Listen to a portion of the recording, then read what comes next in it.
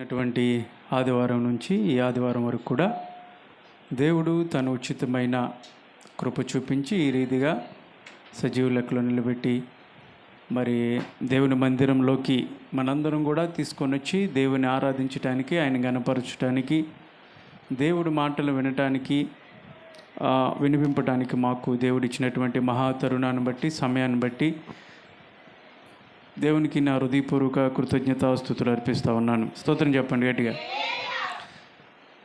దేవుని ఇప్పటి వరకు పాటల ద్వారా మనము ఆరాధించాము. ఇప్పుడు వర్తమానంలోకి వచ్చాము. ఇది చాలా ప్రాముఖ్యమైనటువంటి సమయం. దేవుని సన్నిధికి ఎందుకు వస్తున్నాం మనం? చెప్పండి, ఎందుకు వస్తున్నాం? వాక్యం వినటానికేనా, లేదంటే సరదా కాసేపు కూర్చొని వెళ్ళిపోదామని వస్తున్నారా? ఎందుకు వాక్యం వినాలా? ఎందుకు ఆత్మీయ ఆహారం కావాలా? ఆత్మలో స్థిరపరచబడటానికి, దేవునికి మరింత దగ్గరికి రావటానికి, దేవునిలో మనము బ్రతకటానికి, శరీరేచ్ఛల నుంచి, లోకము నుంచి మనము దేవునికి మరింత దగ్గరగా రావటానికి ఒక ఛార్జింగ్ లాంటిది అన్నమాట. అవునా కదా? కాబట్టి దేవుని వాక్యాన్ని వినాలనేటువంటి వారు, దేవుడు ఏమై ఉన్నాడని చెప్తాను? వాక్యమై ఉన్నాడు. వాక్యంతోనే మాట్లాడతాడు. కాబట్టి శ్రద్ధ కలిగి ఇంకెటు చూడకూడదు. అసలు నువ్వు వాక్యం వినటానికి రాకపోతే నీ సమయం వేస్ట్ కదా. ఒకవేళ వచ్చి వాక్యం వినుకోకుండా అలా వెళ్ళిపోయావు అనుకో, కాసేపు కూర్చొని ఏదో అల్లరి చిల్లరగా కాసేపు కూర్చొని, నేను ప్రాముఖ్యంగా యవనస్తుల గురించి మాట్లాడుతున్నా. ఓ పాట పాడడం అయిపోయింది, మా డ్యూటీ, పదండ్రా వెళ్దాం అన్నట్టు దులుపుకొని వెళ్ళిపోతున్నారు. ఏమ్మా, ఎందుకు అలా? దానివల్ల నీకేంటి ఒరిగేది? ఏమన్నా ప్రయోజనం ఉందా? ఉంటే చెప్పండి, అలాగే చేద్దాం. చాలామంది ఫీడ్బ్యాక్ ఏమిస్తున్నారు తెలుసా? కొంతమందికి వస్తున్న పెద్దోళ్ళు క్రమశిక్షణ లేదండి అంటున్నారు. చాలా బాధగా ఉంది నాకు. ఇంకా కొంతమంది రాలేదు, అయినా నేను చెప్తా ఉన్నా, క్రమశిక్షణ లేకపోతే దేవుని సన్నిధిలో ఎందుకు చెప్పండి? మనం దేవుని సన్నిధికి వచ్చేదే క్రమశిక్షణ నేర్చుకోవడానికి. అవునా? నువ్వు బయట ఎలాగైనా ఉండు, కానీ దేవుని సన్నిధికి వచ్చినప్పుడు క్రమశిక్షణ ఉండాలి. ఒళ్ళు జాగ్రత్తగా పెట్టుకోవాలి. వణుకుచు అన్నటువంటి మాటను బైబిల్లో మనం చూస్తూ ఉంటాం. కీర్తనకారుడు రాశాడు, నీ సన్నిధిలో భయభక్తులతో వణికేవారుగా ఉండాలి. అంతేగాని మన ఇష్టానుసారంగా ఉండటం వల్ల దేవుడు మనల్ని మెచ్చడు, మన భక్తిని మెచ్చడు. నువ్వు ఎంత ఈ భక్తిని ప్రదర్శించడానికి చూసినా దేవుడిచ్చేటువంటి ఆశీర్వాదాలు ఖచ్చితంగా పొందుకోలేవు. దేవుడిచ్చే ఆశీర్వాదాలు దేవుని పొందుకుందామనే కదా వచ్చేది. ఇంకా రానప్పుడు ఎందుకు? నా పరిస్థితి ఎలా ఉంది నేను చెక్ చేసుకోవడానికి నేను దేవుని సన్నిధికి వస్తూ ఉన్నాను. కాబట్టి వాక్యం చేత మనందరం కూడా వాక్యం వింటూ ఉన్నప్పుడు మనల్ని మనం సరి చేసుకోవాలి. వాక్యం విన్నప్పుడు తెలిసిద్ది అసలు మనం ఏంటి అనేది. వాక్యం అద్దం లాంటిది. నేను చాలాసార్లు చెప్పాను, పొద్దున్నే లేవంగానే అద్దం ముందుకు వెళ్ళకోకుండా ఎవరైనా ఉంటారా? అందరూ వెళ్తారు. అద్దం ముందుకెళ్ళి లేవటం అద్దం ముందుకు వెళ్ళిపోయి ముందు మొహం చూసుకుంటారు. ఆ జుట్టు ఏమైనా చెరిగిపోతే సరి చేసుకుంటారు. మొహం మీద ఏమైనా పుసులు గారిస్తే అవి మొత్తం తుడుచుకుంటారు. అవునా? అంటే అద్దం మన స్థితిని చూపించింది. ఎలా ఉన్నావు, నీ ఆకారం ఎలా ఉంది చూపించింది. ఇది భౌతిక సంబంధమైనటువంటి వాటిని చూపించింది అద్దం. కానీ దేవుని వాక్యం కూడా అద్దం లాంటిదే. వాక్యం ఏం చూపించిందంటే అసలు నీ పరిస్థితి ఏంటి, నువ్వు ఎలా ఉన్నావు ఆధ్యాత్మికంగా, నీ స్థితి ఏంటి. మరి వాక్యం, మరి అద్దం దగ్గరికి వెళ్ళి పొద్దున్నే సరి చేసుకోకుండా ఎలాగా సరి చేసుకొని వెళ్తావు కదా. మరి దేవుని సన్నిధికి వచ్చినప్పుడు, దేవుని వాక్యాన్ని వింటా ఉన్నప్పుడు వాక్యాన్ని నీ హృదయంలోకి ఆపాదించుకొని మరి సరి చేసుకుంటున్నావా? అట్లాగే వెళ్ళిపోతున్నావా? దానివల్ల ఏంటి ప్రయోజనం? అందుకనే మన జీవితాల్లో ఎక్కడేసిన గొంగడ అక్కడే ఉన్నాయి. 2026 సంవత్సరంలోకి ఎంటర్ అయ్యాం. చూస్తున్నాగానే 2027, 28 అలా సంవత్సరాలు దొరుకుతాయి. మన బతుకులు ఎలా ఉంటాయి? ఎదుగు ఉండవు. కారణం ఏంటి అంటే ఇలా నిర్లక్ష్యంతో, భయభక్తులు లేకోకుండా మన ఇష్టానుసారంగా ఏదో వస్తున్నావు వెళ్తున్నావు అనటం వల్ల దేవుడి ఆశీర్వాదాలు పొందలేవు. నువ్వు మెరుగుపరచబడాలంటే, నువ్వు దీవించబడాలంటే, నువ్వు ఉన్న స్థితి నుంచి ఒక గొప్ప ఉన్నత స్థానంలోకి నువ్వు ఎగబాకాలంటే దేవునికి ఇష్టరాలుగా నువ్వు బతకాలా. అప్పుడు కదా మన జీవితాల్లో దేవుడు ఇచ్చేటువంటి ఆశీర్వాదాలు మనం పొందుకుంటాం. అదేం లేకుండా నష్టానుసారంగా బతికేసేసి, ప్రభువా ఎన్ని సంవత్సరం నుండి వస్తున్నానయ్యా నీ సన్నిధికి, నేను ఇంకా ఎట్లా ఉన్నానయ్యా, ఏంటి నా పరిస్థితి అంటే. కాబట్టి జాగ్రత్త. దేవుని సన్నిధిలోకి వచ్చినప్పుడు మనల్ని మనం సరి చేసుకోవాలి. క్రమశిక్షణతో కూర్చోవాలా. దేవునికి స్తోత్రం చెప్పండి గట్టిగా. కాబట్టి ఈ సమయం దేవుడు మాట్లాడేటువంటి సమయం కాబట్టి అందరూ శ్రద్ధ కలిగి దేవుని వైపు చూద్దామా ఏం మాట్లాడదలుచుకున్నాడో ఈరోజు కూడా దేవుడు ఆయన యొక్క ఉద్దేశాలని మనకి చెప్పాలని ఇష్టపడతా ఉన్నాడు. న్యాయాధిపతులు 3:30 తీయండి. బైబిల్లో ఉన్నటువంటి వాళ్ళందరూ కూడా న్యాయాధిపతులు, జడ్జెస్ 3:30 చదువుకుందాం. లేనటువంటి వాళ్ళు శ్రద్ధగా ఆలకించండి వాక్యాన్ని, ఉన్నటువంటి వాళ్ళు తెరిచి చూడండి. అతని తరువాత అనాతు కుమారుడైన షమ్గరు న్యాయాధిపతిగా ఉండెను. అతడు ఫిలిస్తీయులలో 600 మందిని మునుకోల కర్రతో హతము చేసెను. చాలా దేవుని స్తోత్రం చెప్పండి గట్టిగా. హల్లెలూయా చెప్పండి గట్టిగా. ఇక్కడ న్యాయాధిపతులు ఇప్పుడు మనం చదువుకున్నటువంటి ఈ గ్రంథంలో ఒక అతని పేరు రాయబడి ఉంది. అతని పేరు ఏంటంటే షమ్గరు. చెప్పండి ఆయన పేరేంటి చెప్పండి. షమ్ముగరు చెప్పండి. బర్గరు అని చెప్తారా? బర్గరు అంటే అందరికీ ఇష్టమే కదా. షమ్ముగరు చెప్పండి. షమ్ముగరు, ఇతని పేరు షమ్ముగరు. ఇతడు ఇశ్రాయేలు ప్రజల మీద న్యాయాధిపతిగా దేవుడు నియమించాడు. మనకి బైబిల్లో పరిశీలించినట్లయితే 5 గ్రంథాలు ధర్మశాస్త్రం అని పిలుస్తాం కదా. పంచకాండాలు, ఆదికాండం నుంచి ద్వితీయోపదేశకాండం వరకు ఉన్నటువంటి పంచకాండాలు అని పిలుస్తారు. పంచ అంటే 5 కదా. 5 కాండాలను ధర్మశాస్త్రము, మోషే ద్వారా ఇశ్రాయేలు ప్రజలకి ఇవ్వబడినటువంటి ధర్మశాస్త్రము. హెబ్రూ భాషలో తోరా అని పిలుస్తారు. ఇజ్రాయెల్ ప్రజలు తోరా అని పిలుస్తారు, పెంటెట్యూక్ అని పిలుస్తారు. అయితే ఆ తర్వాత ద్వితీయోపదేశకాండం నుంచి మనకి ఏ గ్రంథాలు ఉంటాయంటే యెహోషువ గ్రంథము, తర్వాత న్యాయాధిపతులు, రూతు, మొదటి సమూయేలు గ్రంథము, రెండవ సమూయేలు గ్రంథము, మొదటి దినవృత్తాంతాలు, రెండవ దినవృత్తాంతాలు, మొదటి రాజులు, రెండవ రాజులు, ఇలాగా ఇవన్నీ కూడా యెహోషువ గ్రంథం నుంచి ఇప్పుడు మనం చదువుకున్నటువంటి గ్రంథాలన్నింటిని కూడా చారిత్రాత్మకమైనటువంటి గ్రంథాలను పిలుస్తారు. 5 కాండాలనేంటో ధర్మశాస్త్రము అని పిలిచినప్పుడు యెహోషువ దగ్గర నుంచి ఉన్నటువంటి పుస్తకాలని చరిత్ర పుస్తకాలు అని పిలుస్తారు. అర్థమవుతుందా నేను చెప్పే మాటలు? ఇందులోకి వచ్చేప్పటికే ఇశ్రాయేల్ ప్రజలు ఐగుప్తులో నుంచి, బానిసత్వంలో నుంచి అరణ్య మార్గంలో మోషే నాయకత్వం ద్వారా దేవుడిచ్చినటువంటి కనాను దేశానికి బయలుదేరి వెళ్తూ ఉన్నప్పుడు మోషే తదనంతరం ఎవరు నాయకత్వం వహించారు చెప్పండి? మోషే చనిపోయిన తర్వాత ఇజ్రాయెల్ ప్రజల్ని ఎవరు నాయకత్వం వహించి ముందుకి నడిపించారు వాళ్ళని? యెహోషువ. చెప్పండి ఎవరు? యెహోషువ చనిపోయిన తర్వాత ఇజ్రాయెల్ ప్రజల్ని పరిపాలించడానికి న్యాయాధిపతులను దేవుడు నిర్ణయించాడు. అమ్మ జోష్, అది షార్ప్ కొంచెం తగ్గించేసి మిడిల్లో పెట్టి, మూడోది ఎటు నుంచి మూడోది అవతలది షార్ప్ కొంచెం వాల్యూమ్ పెంచు, కింద వాల్యూమ్ పెంచు. అయితే ఇశ్రాయేల్ ప్రజల్ని న్యాయాధిపతులు కొంతమంది పరిపాలించారు, దేవుడే నియమించాడు.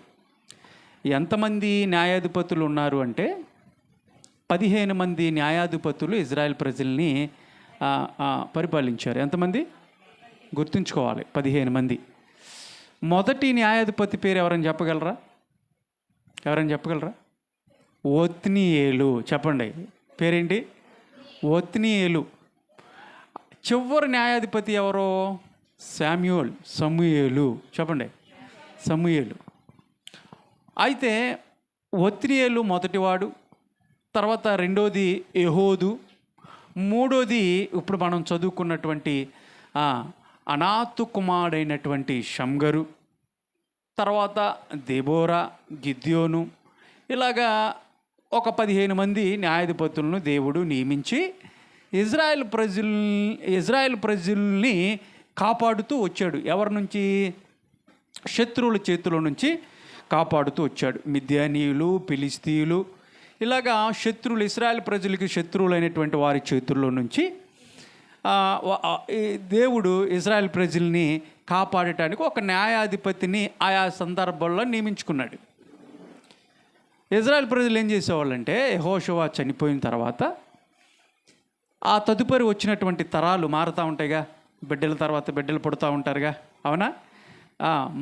ఆ బిడ్డల తర్వాత రాబోయేటువంటి తరాలు, యెహోషువ ఉన్నటువంటి ఆ మనుషులు తర్వాత ఇజ్రాయెల్ ప్రజలు పుట్టినటువంటి తరాలు మారుతూ ఉన్నప్పుడు దేవుణ్ణి మరిచిపోయి విగ్రహాలను చేతులతో తయారు చేసుకున్నటువంటి విగ్రహారాధన చేయటం ప్రారంభించారు. బయలు దేవతలను ఆరాధించటం. నిజమైనటువంటి దేవుణ్ణి, సృష్టికర్తని పక్కన పెట్టేసి దేవునికి అవిధేయత ప్రదర్శించి వారి ఇష్టానుసారంగా బ్రతుకుతూ ఉన్నప్పుడు దేవుడు ఏం చేశాడంటే వారిని కావాలనే శత్రువుల చేతుల్లోకి అప్పచెప్పాడు. అప్పచెప్పటం అంటే ఏంటి తెలుసా? దేవుడు తప్పుకుంటాడు, అంతే. దేవుడు తప్పుకుంటాడు, వాళ్ళు వస్తారు. వాళ్ళు వచ్చి ఇశ్రాయేల్ ప్రజల్ని ఇబ్బంది పెట్టేసి వాళ్ళని హింసించి చిత్రహింసలు చేస్తున్నటువంటి పరిస్థితుల్లో అప్పుడు ఇశ్రాయేల్ ప్రజలందరూ కూడా ఎప్పుడు శత్రువుల చేతిలో పడి నలుగుతూ ఉన్నప్పుడు అప్పుడు చూస్తూ ఉండేవాళ్ళు. దేవుడి వైపు చూసాయా, మమ్మల్ని జ్ఞాపకం చేసుకో, మమ్మల్ని క్షమించని దేవుడి వైపు తిరిగి వాళ్ళు మొరపెట్టినప్పుడు మళ్ళీ దేవుడు కనికర సంపన్నుడిగా ఆయన కృప చూపిస్తాడు కదా, ఆయన దయగల దేవుడు కాబట్టి మరలా ఇజ్రాయెల్ ప్రజల మీద కనికరం చూపించి, జాలి చూపించి ఒక న్యాయాధిపతిని వారి మీద నియమించినప్పుడు ఆ న్యాయాధిపతి దేవుని యొక్క ఆత్మచేత నింపబడి ఎవరైతే శత్రువులు ఇజ్రాయెల్ ప్రజలను అప్పటి వరకు పీడిస్తూ ఉన్నారో వాళ్ళ మీద జయాన్ని పొందుతూ వారిని ఆ శత్రువులను వెళ్ళగొడుతూ వాళ్ళని నాశనం చేస్తూ వెళుతూ ఉండేవాళ్ళు ఈ న్యాయాధిపతులు. ఆయా సందర్భాల్లో ఇజ్రాయెల్ పడిపోవటం, మళ్ళీ తిరిగి లేవటం, మళ్ళీ వాళ్ళ మీద న్యాయాధిపతులు రావటం. అంటే శత్రువులు వచ్చినప్పుడల్లా వాళ్ళు దేవుని వైపు తిరగటం, దేవుని ప్రార్థించినప్పుడు ఒక న్యాయాధిపతిని పెట్టడం, మళ్ళీ న్యాయాధిపతి ఆ శత్రువులను ఓడించటం. అంత అయిపోయింది అనుకున్నప్పుడు మళ్ళీ ఇశ్రాయేల్ ప్రజలు దేవుని పక్కన పెట్టేసి మళ్ళీ లోకానుసారంగా అనుభవించడం, మరలా శత్రువుల చేతికి అప్పచెప్పడం, ఇలాగ రిపీట్ అవుతూ వస్తూ ఉంటుంది. మీరు న్యాయాధిపతులు చదువుకుంటే ఇలాగ మారుతా మూడో ఒక న్యాయాధిపతి, ఇప్పుడు మనం చదువుకున్నటువంటి న్యాయాధిపతి ఉన్నటువంటి రోజుల్లో ఫిలిస్తీయులు ఇజ్రాయెల్ ప్రజల్ని హింసిస్తున్నటువంటి దినాలయ్యి. ఫిలిస్తీయుల చేతిలో ఇజ్రాయెల్ ప్రజలు బిక్కుమనుకుంటూ చిత్రహింసలకు లోనవుతూ భయంకరమైనటువంటి పరిస్థితుల్లో ఉన్నప్పుడు వారందరూ కూడా దేవుని వైపు తిరిగినప్పుడు దేవుడు ఒక న్యాయాధిపతిని, మూడో న్యాయాధిపతి అయిన ఆ న్యాయాధిపతిని నియమించారు. అతని పేరు ఏంటంటే షమ్గరు.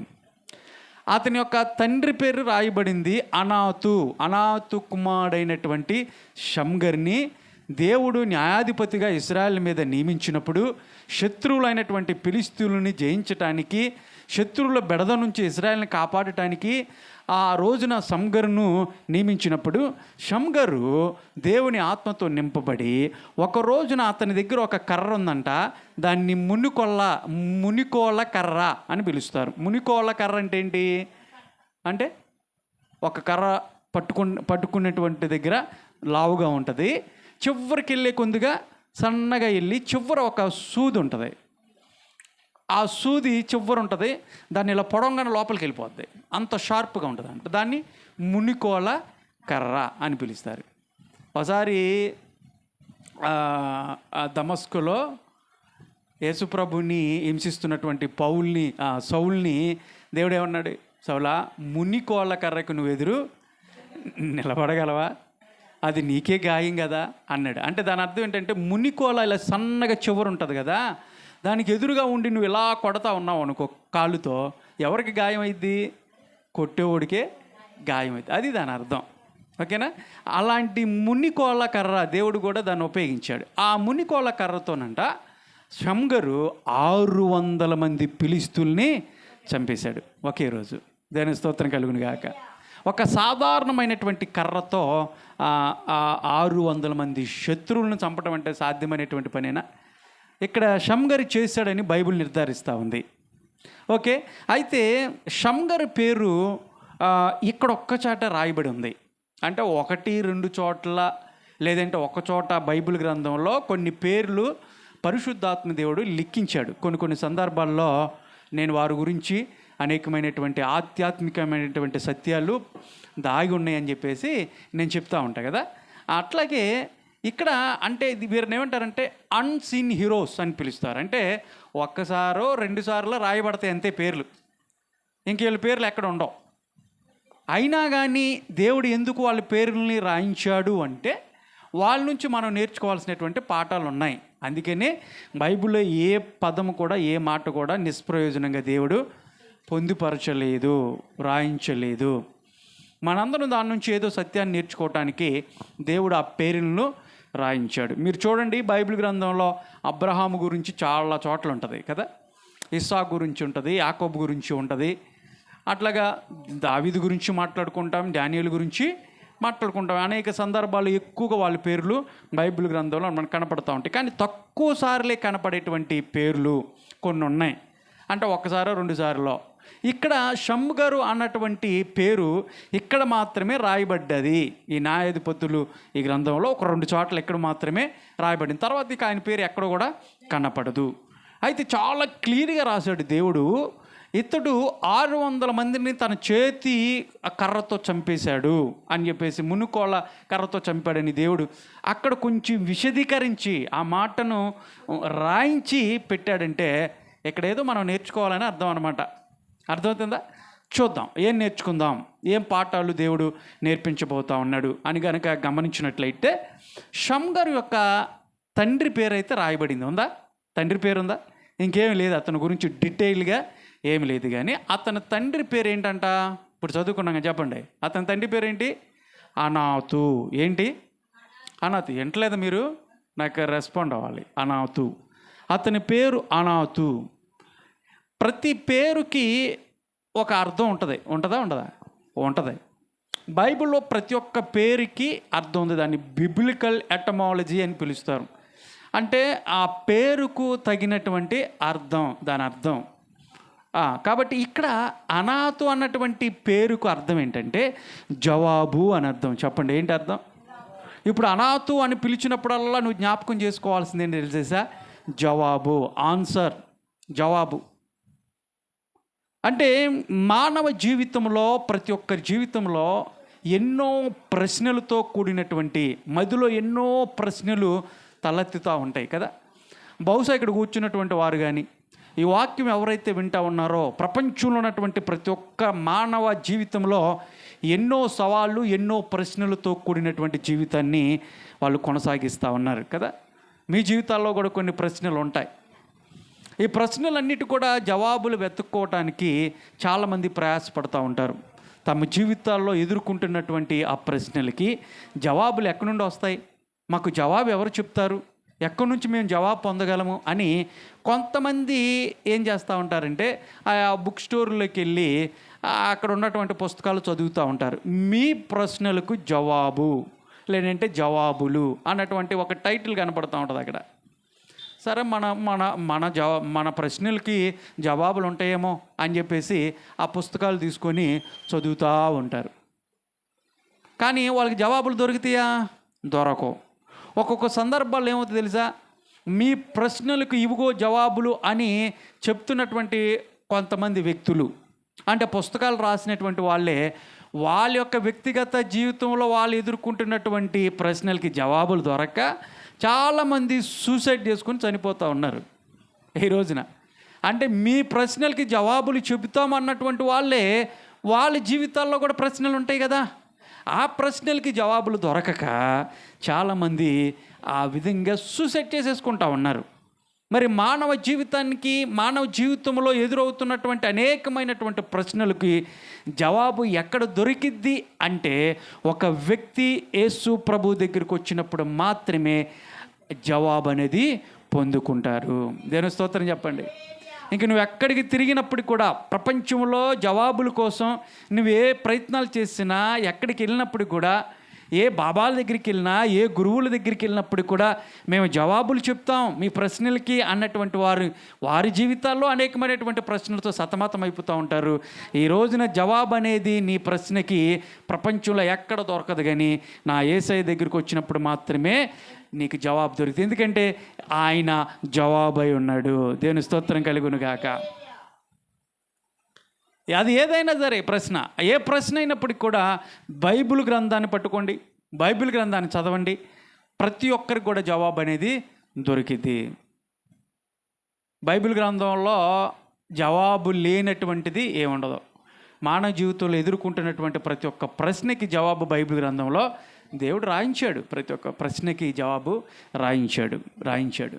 కాబట్టి నువ్వు బైబిల్ని చదవగలిగితే, దేవుని దగ్గరికి నువ్వు రాగలిగితే, నీ ప్రశ్నలన్నిటిలో కూడా, నీ ప్రశ్నలు ఏవైతే ఉన్నాయో, నీ మదిలో మెదులుతున్నటువంటి ప్రతి ప్రశ్నకి జవాబు ఖచ్చితంగా దేవుడు తెలియజేస్తాడు. అందుకనే యేసు ప్రభు ఈ లోకానికి వచ్చినప్పుడు యోహాను సువార్తలో 7 సందర్భాల్లో అయాం అన్నటువంటి మాటను మనం చూడగలుగుతాం. అయాం అంటే నేనే అన్నటువంటి అర్థం. ఇంగ్లీష్లో ఏమంటామంటే అయాం అని పిలుస్తాం. నేనే అన్నటువంటి పదాన్ని దేవుడు ఒక 7 సార్లు యోహాను సువార్తలో మనం చదువుకుంటే తెలుస్తుంది. నేనే మార్గమును, సత్యమును, జీవమును అని అన్నాడు. నేనే పునరుద్ధానమును, జీవమును అన్నాడు. నేనే జీవాహారమును అని చెప్పేసి అన్నాడు. ఇలాగా నేనే అన్నటువంటి మాటను యేసయ్య 7 సార్లు యోహాను సువార్తల్లో పలికినట్లుగా మనం చూస్తూ ఉన్నప్పుడు, బహుశా నీ మధ్యలో నీకున్నటువంటి ప్రశ్నలతో దేవుని గడక అడగగలిగినట్లయితే, నా పాపాన్ని ఎవరు తీసేస్తారండి, నేను చాలా పాపిని, నా పాపాన్ని ఎవరు తీయగలరు అన్నా కనుక ప్రశ్న నువ్వు వేస్తే యేసయ్య అంటాడు, నేనే నీ పాపాన్ని తీసేయగలను. నేను మోస్తున్నటువంటి భారం ఏదైతే ఉందో, నా చింత, నేను భరించలేనటువంటి చింత, ఈ చింత వల్ల నా కృంగుదల వస్తుంది, ఈ చింత, నా భారాన్ని ఎవరు తొలగిస్తారు అంటే యేసయ్య అంటాడు, నేనే నీ భారాన్ని, నీ చింతను నేను తీసివేస్తా. ఒకవేళ నువ్వు అనారోగ్య సమస్యలతో సతమతమైపోతూ, భయంకరమైనటువంటి రోగాలతో, వ్యాధులతో బాధపడుతూ ఉన్నప్పుడు నువ్వు అడగగలిగితే ఒక ప్రశ్న రూపంతో, నా జబ్బుని ఎవరు తీసేస్తారండి, నా రోగాన్ని ఎవరు తీసేస్తారు అంటే యేసయ్య చెప్తున్నాడు, నేను ఏమంటున్నాడు, నిన్ను స్వస్థపరుచు యెహోవాను నేనే అంటున్నాడే. యెహోవా రఫా. అయా లేచిన కాడ నుంచి నా జీవితంలో నెమ్మది లేదు, సమాధానం లేదు, ఎక్కడ చూసినా భయంకరమైనటువంటి పరిస్థితే, నా హృదయం అంతా కూడా గలిబిడితో నిండిపోయింది, అసమాధానంతో నిండిపోయాను. ఇప్పుడు నాకు శాంతిని, సమాధానాన్ని ఎవరు తయారు చేస్తారు, నాకు ఎవరు ఇస్తారు అని అంటే యేసయ్య చెప్తున్నాడు, షాలోమ్, నేనే సమాధానకర్తను, నేను నీకు సమాధానాన్ని ఇస్తా. నా జీవితంలో ఎక్కడ అడుగు పెట్టినప్పటికి కూడా జయం లేదండి, ఏ పని చేసినప్పుడు కూడా జయం పొందలేకపోతున్నాను, అపజయమే ఎదురవుతూ ఉంది, ఏది తలపెట్టినా ఓటమే నా జీవితాన్ని ఏలుబడి చేస్తూ ఉంది అని కనుక అడిగితే, నాకు జయాన్ని ఇచ్చేది ఎవరు, నా జీవితంలో జీవితాన్ని ఎవరు ఇస్తారంటే దేవుడు చెప్తున్నాడు, యెహోవా షమ్మా, నేనే నీ బ్యానర్, నేనే నీకు జీవితాన్ని ఇచ్చేది నేనే.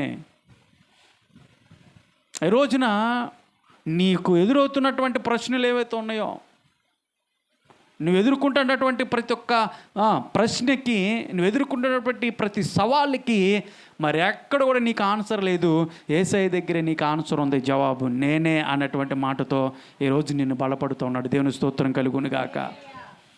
ఒక వ్యక్తి మన భారతదేశాన్ని పరిపాలించినటువంటి, రాష్ట్రపతిగా పరిపాలించిన సర్వేపల్లి రాధాకృష్ణ పేరు విన్నారా?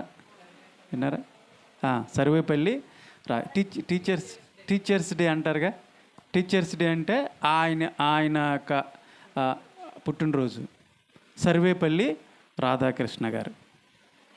ఆయన ఒక హైందవ మతానికి సంబంధించినటువంటి ఆయన. హైందత్వాన్ని అన్నీ కూడా చక్కగా ఆయన తలపోసి, అంటే ఆయన అన్నీ కూడా పట్టించాడు. హైందత్వంలో ఉన్నటువంటి అన్ని గ్రంథాలు, అలాగే ప్రపంచంలో ఉన్నటువంటి చాలా గ్రంథాలని ఆయన చదివాడు. హైందవులో ఉన్నటువంటి ద్వంద్వం, అద్వంద్వం అని చెప్పేసి వాటన్నిటిని కూడా రకరకాలు ఉన్నాయి. హైందత్వంలో ఒకటి కాదు, చాలా ఉన్నాయి. వాటన్నిటిని కూడా ఒక తాటి మీదకి తీసుకొచ్చి ఆయన విశ్లేషించి ముందుకి కొనసాగించినటువంటి వ్యక్తిగా సర్వేపల్లి రాధాకృష్ణ గారు కనపడుతూ ఉంటారు. ఆ సర్వేపల్లి రాధాకృష్ణ గారి దగ్గరికి ఒక ఆయన వచ్చాడు, సుధాకర్ పిల్లే, ఒక సనాతన బ్రాహ్మణుడు. ఆయన ఒక సనాతన బ్రాహ్మణుడు సర్వేపల్లి రాధాకృష్ణ గారి దగ్గరికి వచ్చి, గురువుగారు, నాకు ఈ మధ్య దైవ చింత ఎక్కువైపోయింది, నిత్యత్వాన్ని చేరుకోవాలని, నిత్యత్వం గురించి నేను ఎక్కువగా తెలుసుకోవాలని, నిజమైనటువంటి గురువు ఎవరో, నిజమైనటువంటి దేవుడు ఎవరో నేను తెలుసుకోవాలని నాకు ఆశతో ఉందయ్యా. అందుకని నా జీవితంలో శాంతి లేకుండా పోతా ఉంది. ఒక్కసారి అతన్ని తెలుసుకోవటానికి మీ దగ్గర ఏమైనా ఉంటే నాకు ఇవ్వచ్చు కదా గ్రంథం అని చెప్పేసి అంటే, ఆయన ఏం చేశారంటే, లోపలికి వెళ్ళి సుధాకర్ పిల్లే ఇక్కడ కూర్చో అని చెప్పేసి లోపలికి వెళ్ళి ఒక గ్రంథాన్ని తీసుకొచ్చి ఒక పుస్తకాన్ని ఇచ్చి ఆయన చేతుల్లో పెట్టి, ఇది చదువుకొని రా, అప్పటికి కూడా నీకు నువ్వు అనుకున్నటువంటి నువ్వు అనుకున్నటువంటి అంశాలు నీకు కనపడకపోతే వేరొక పుస్తకాన్ని ఇస్తానని చెప్పేసి అన్నాడు. వెళ్ళాడు, ఒక నెల అంతా చదివాడు ఆ పుస్తకాన్ని. వచ్చాడు, గురువుగారు ఏమనుకోమండి, నేను అనుకున్నటువంటి నిత్యత్వం ఈ పుస్తకంలో కనపడలా, నేను అనుకున్నటువంటి ఆ దైవత్వం కలిగినటువంటి ఆ దైవత్వము కలిగినటువంటి ఆ వ్యక్తి అయితే నాకు ఇందులో కనపడలేదు, ఏమనుకోమానండి, ఇంకేమన్నా పుస్తకం ఇవ్వగలరా అని చెప్పేసి అంటే, ఓకే ఇంకోటి ఇస్తాను అని చెప్పేసి కూర్చోబెట్టి మరొక పుస్తకాన్ని తీసుకొచ్చి ఆ వ్యక్తికి ఇచ్చాడు. అది తీసుకుని వెళ్ళాడు, 2 నెలలు చదివాడు, మరలా తిరిగి వచ్చాడు. మరలా తిరిగి వచ్చి, ఏ సుధాకర్ పిల్లే, ఏంటి పుస్తకాన్ని చదివానయ్యా, మరేంటి నువ్వు అనుకున్నట్టుది కనపడలేదండి, ఈ పుస్తకంలో కూడా నాకు కనపడలేదు, మరొక పుస్తకాన్ని నాకు పరిచయం చేస్తారా అంటే, సరే ఇంకొకసారి ప్రయత్నిద్దాం, ఇంకో పుస్తకాన్ని కూడా ఇస్తా అని ఈసారి బైబిల్ గ్రంథాన్ని తీసుకొచ్చి ఆయన చేతులు పెట్టాడు. సుధాకర్ పిల్లేటువంటి ఒక సనాతన బ్రాహ్మణ కుటుంబానికి చెందినటువంటి వ్యక్తి చేతుల్లో ఈ సర్వేపల్లి రాధాకృష్ణ గారు ఈ బైబిల్ గ్రంథాన్ని తీసుకొచ్చి ఆయన చేతిలో పెట్టినప్పుడు ఆయన కళ్ళు ఎర్ర చేశాడంట. ఏంటి పిల్లే అలా చూస్తున్నావు నా వైపు అంటే, ఒక నిమ్న జాతులు వాళ్ళు ఆరాధించేటువంటి ఈ బైబిల్ గ్రంథాన్ని, ఒక తక్కువ జాతి చదివేటువంటి ఒక తక్కువ కులం వాళ్ళు ఆరాధించేటువంటి ఈ గ్రంథాన్ని నా చేతిలో పెడతారండి అన్నట్టుగా మాట్లాడాడంట. అప్పుడు ఆయన చెప్పాడు, పిల్లే ఇది తీసుకొని వెళ్ళి నువ్వు చదువు, అప్పటికి కూడా నువ్వు ఆశిస్తున్నటువంటి గురువు, నువ్వు ఆశిస్తున్నటువంటి నిత్య జీవం కోసం నువ్వు ఎదురు చూస్తూ ఉన్నావు కదా, దానికి కావలసినటువంటి ఏవైతే ఉన్నాయో ఆ విషయాలు నీకు దొరకనప్పుడు మరలరా, నీకు ఇంకో పుస్తకం ఇస్తా, కానీ నువ్వు చదువు, దీన్ని తీసుకెళ్ళి అన్నాడంట. సరే గురువుగారు చెప్పారు కదా అన్నట్టుగా తీసుకెళ్ళాడు. 3 నెలలు చదివాడు. ఆ తర్వాత సర్వేపల్లి ఆ పిల్లే సుధాకర్ పిల్లే అన్నటువంటి అతను మరలా తిరిగి గురువుగారి దగ్గరికి రాలేదంట. ఆ వాక్యాన్ని చదివాడు, బైబిల్ గ్రంథాన్ని పట్టి ప్రతి ఒక్క మాటను చదివి ఆయన ఆశిస్తున్నటువంటి దైవాన్ని అందులో చూడగలిగాడు. దేవుని స్తోత్రం కలుగును గాక. ఆయన దేవుని యొక్క ప్రేమను, యేసుప్రభు యొక్క గొప్పతనాన్ని, ఆయన ఔన్నత్యాన్ని, ఆయన త్యాగాన్ని చూడగలిగాడు. ఈయన మాత్రమే నాకు నిత్య జీవాన్ని ప్రసాదించే దేవుడు అని నమ్మి ఆ తదుపరి ఆయన యేసుప్రభుని తన రక్షకుడుగా ఆహ్వానించుకొని యేసుప్రభును ప్రకటిస్తూ అనేకమైనటువంటి చెరసాలకి, అంటే జైల్లో ఉన్నటువంటి ఖైదీలకి యేసు ప్రభు సువార్తను వినిపిస్తూ ఆయన జీవితాంతం కూడా పరిచర్యలు ఆ విధంగానే కొనసాగాడంట. పేరు మార్చుకొని పాల్ సుధాకర్గా మార్చుకొని ఆయన ప్రభు కొరకు సాక్షిగా బ్రతికాడు. దేవుని స్తోత్రం కలుగునుగాక. నిత్య జీవం నేను ఎక్కడి నుంచి పొందగలను అన్నటువంటి ప్రశ్న, నిజమైనటువంటి దేవుణ్ణి నేను ఎలా తెలుసుకోగలను అన్నటువంటి ప్రశ్న ఆ రోజున సుధాకర్ పిల్లే అన్నటువంటి ఆయన మదిలో ఉన్నటువంటి ప్రశ్నకి ఎక్కడికి వస్తే జవాబు దొరికింది? బైబిల్ గ్రంథం దగ్గరికి వచ్చినప్పుడు జవాబు దొరికింది. బైబిల్ నీ చేతిలో ఉందంటే నీకు నిత్య జీవం ఉన్నట్లు లెక్క, అంతే, ఒకటే మాట. బైబిల్ నీ చేతిలో ఉందంటే నీకు నిత్య జీవం ఉందని అర్థం. దేవుని స్తోత్రం కలుగును గాక. ఈ రోజున ప్రశ్నలకి జవాబు బైబిల్ దగ్గరికి వచ్చినప్పుడు మాత్రమే నీ యొక్క ప్రతి ఒక్క ప్రశ్నకి జవాబు జరుగుతూ ఉంది. ప్రపంచంలో ఈ రోజున శాంతి లేక చాలామంది యుద్ధాలు జరుగుతూ ఉన్నాయి. ఆక్రమణ గురించి, అవునా? ఆక్రమణ అంటే ఆ యొక్క ప్రదేశాన్ని, ఆ భూభాగాన్ని ఆక్రమించుకోవటానికి కొంతమంది ఒక దేశం ఇంకో దేశం మీదకి దండేస్తూ ఉన్నాయి. యుద్ధాలు జరుగుతూ ఉన్నాయి ఈ రోజున, జరుగుతూనే లేదు. చైనా ఆ పక్కన ఉన్నటువంటి తైవాన్ అన్నటువంటి ఆ ప్రాంతాన్ని గెలుచుకోవాలని దాని మీదకి యుద్ధం జరుగుతూ ఉంటుంది. ఒకవైపు భారతదేశంలో కొంత భూభాగాన్ని గెలుచుకోవాలని ఇటు కూడా ప్రయత్నిస్తూ ఉంటుంది చైనా. అదేవిధంగా భారతదేశానికి పాకిస్తాన్కి యుద్ధాలు జరుగుతూనే లేవా? ఎప్పటి నుంచి ఉన్నది? స్వాతంత్రం వచ్చిన దగ్గర నుంచి ఇప్పుడు వరకు కూడా మన భారతదేశానికి పాకిస్తాన్కి ఎప్పుడు కూడా గొడవలే, యుద్ధాలే జరుగుతూ ఉన్నాయి. ఎందుకంటే భూభాగం గురించి. ఈ రోజున ఇరాన్ యుద్ధం చూస్తూ ఉన్నారా? ఇజ్రాయేల్, ఇరాన్, అదేవిధంగా అమెరికా, దేశాలు కొట్టుకుంటూ ఉన్నాయి. ప్రపంచ దేశాల్లో శాంతి లేదు, శాంతి కరువైపోయింది. ఈ రోజున ప్రపంచ దేశాలన్నీ కూడా మాకు శాంతి ఎక్కడ దొరికిద్ది? శాంతి లేదు. ప్రపంచానికి శాంతి కలగాల. కొంతమంది శాంతి దూతలుగా బయలుదేరారు, మేము కలగజేస్తాం శాంతిని అన్నట్టుగా. మనుషులకి సాధ్యపడేదా? లేదు. ప్రపంచంలో శాంతి లేనటువంటి, శాంతి కరువైనటువంటి ఈ పరిస్థితిని మనం చూస్తూ ఉన్నప్పుడు ఒక రోజున నా యేసయ్య ఈ లోకానికి ఆయన యొక్క రాజ్యాన్ని స్థాపించబోతా ఉన్నాడు. దేవుని స్తోత్రం కలుగును గాక. ఆయన ఏలబోతా ఉన్నాడు. యెరూషలేములో తన సింహాసనాన్ని వేసుకొని ప్రపంచాన్ని ఆయన ఏలుబడి చేయబోతూ ఉన్నాడు. ఒక రోజున ఆ రాజ్యం ఎలాంటి తెలుసా? శాంతియుతమైనటువంటి రాజ్యం. దేవుని స్తోత్రం కలుగును గాక. ఆ రాజ్యంలో శత్రువులు ఉండరు, ఆ రాజ్యంలో అసమాధానం ఉండదు, అశాంతి ఉండదు, మంత్రాలు ఉండవు, తంత్రాలు ఉండవు, ఇంకేం ఉండవు. అందులో ఉండేది శాంతి ఉంటుంది. ఈ రోజున యేసు ప్రభు దగ్గరికి వచ్చినటువంటి వారు మానవ హృదయములంతట్లో కూడా ఇప్పుడు యేసే చేస్తున్నటువంటి పని ఏంటో తెలుసా?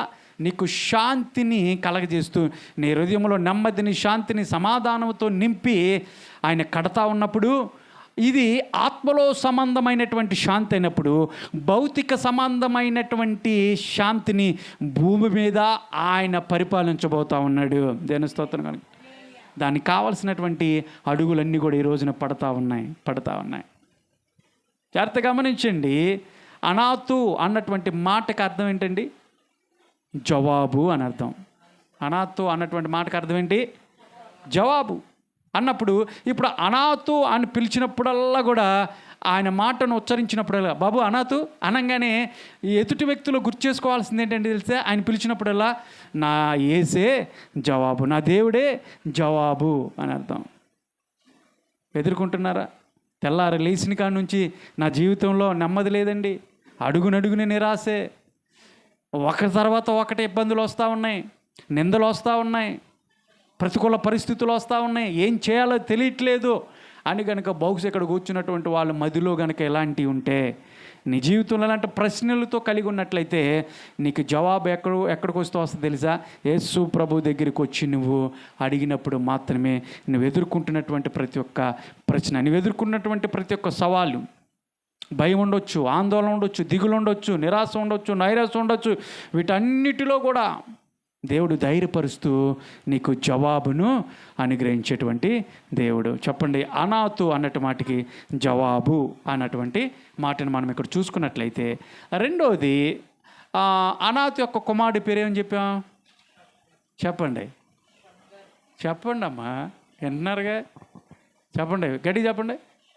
షంగరు. చెప్పండి గట్టిగా, షంగరు. ఇప్పుడు షంగర్ అన్నటువంటి మాటకు కూడా ఒక అర్థం ఉంది. ఆ అర్థం ఏంటంటే తెలుసా? కత్తి అని అర్థం. ఏంటది? కత్తి. షంగరు అన్నటువంటి మాటకి, అనాథ అన్నటువంటి మాటకి జవాబు అయితే, అతని కుమారుడైనటువంటి షంగరు అన్నటువంటి మాటకి అర్థం ఏంటంటే కత్తి అని అర్థం. కత్తిని రెండు విధాలుగా మనం మాట్లాడుకోవచ్చు. నెగిటివ్గా మాట్లాడుకోవచ్చు, పాజిటివ్గా కూడా మాట్లాడవచ్చు. అంటే దేవుడు బైబిల్ గ్రంథంలో కొన్ని మాటలను ఆయన ఉచ్చరించాడు. ఎందుకంటే ఇప్పుడు షంగరు అంటే కత్తి అంటే ఈయన ఎక్కడికి వెళ్తే అక్కడికి పొడిచేస్తాడు ఏంటి అన్న మాటకి అనే అర్థం కాదు అది. షంగర్ అన్న మాటకి కత్తి అయినప్పుడు దేవుని చేతిలో బలమైనటువంటి కత్తిగా ఆయన ఉపయోగపడ్డాడు. దేవునికి స్తోత్రం కలుగును గాక. యోహాను బైబిల్ గ్రంథంలో యేసు ప్రభుని చూస్తూ, ఈయన లోక పాపములను మోసుకొని పోయే, అంటే దేంతో పోల్చాడు? గొర్రెపిల్లతో పోల్చారని చెప్పేసి రోడ్డు మీద వెళ్తున్నటువంటి గొర్రెపిల్లని సంకల పెట్టుకొని ఏసయ్య అని అలా సవరదీస్తే ఏసయ్య అవుతారా? అవదు. ఆ గొర్రెపిల్లని అక్కడ తీసుకొని యేసుప్రభు అండి అని చెప్పేసి గొర్రెపిల్లని ఆరాధించమని కాదు దాని అర్థం. అంటే గొర్రెపిల్లకు ఉన్నటువంటి స్వభావం, అంటే దేనమైనటువంటి మృదువైనటువంటి స్వభావం యేసయ్య కలిగి ఉన్నాడు అని అర్థం. అంటే దాంతో పోల్చటం మీకు అర్థమవుతుందా నా మాటలు? అంటే గొర్రె పిల్లలో మృదువత్వం ఉంటుంది, సాత్వికము అనేది ఉంటుంది, దీనత్వము అనేది మనం గొర్రె పిల్లలో చూడగలుగుతాం. కాబట్టి యేసు ప్రభు వధింపబడటానికి గొర్రె పిల్లగా ఈ లోకానికి వచ్చినప్పుడు గొర్రె పిల్లతో పోల్చబడ్డాడంటే గొర్రె పిల్లలో ఉన్నటువంటి స్వభావం క్రీస్తు ప్రభులో ఉందని పోల్చి అక్కడ చెప్పారు. మరొక చోట ఆయన యోధా కొదమసింహం అని ఉంటుంది, అవునా? అలాగని చెప్పేసి సింహాన్ని తీసుకెళ్ళిపోయి, లేదంటే జూలో ఉన్నటువంటి సింహాన్ని దగ్గరికి వెళ్ళిపోయి, ఇదిగో సింహం, యేసుప్రభు సింహం కాబట్టి ఈయన యేసుప్రభురా అని చెప్పేసి అగరవత్తులో లేదంటే కాకరవత్తులో అక్కడ ఎలిగిస్తాం చూసావు అనుకో, ఏమైంది? నీ చెయ్యే అక్కడ ఒక కాకరవత్తు అయిపోద్ది, సింహానికి లాగేస్తుంది అంతే. అంటే సింహం అక్కడ యేసుప్రభు కాదు, పోల్చబడ్డాడు. అంటే సింహంలో ఉన్నటువంటి రాజసం, సింహంలో ఉన్నటువంటి టీవీ యేసుప్రభులో ఉందని అర్థం. అందుకని ఆయన యోధా గోత్రపు సింహం అని పిలువబడ్డాడు, వర్ణించబడ్డాడు. ఆ సింహంలో ఉన్నటువంటి ఆ టీవీ ఆయనలో ఉంది, ఆయన స్వభావం అని అక్కడ చూపించటానికి ఆ మాట. బెన్యామీను చీల్చే తోడేలు అని చెప్పేసి అన్నాడు. అలా అని చెప్పేసి బెన్యామీను చూసినప్పుడు వీళ్ళు తోడేలు రావటానికి లేదు, అలాంటి స్వభావం కలిగినటువంటి వాళ్ళు. ఒకసారి యేసు ప్రభు ఆ నక్కతో చెప్పండి అన్నాడు. ఎవరు ఆ నక్క? హేరోదుని నక్కతో పోల్చాడు యేసయ్యే. అంటే ఏంటి? హేరోదు నక్క స్వభావం కలిగినటువంటి వాడు అని.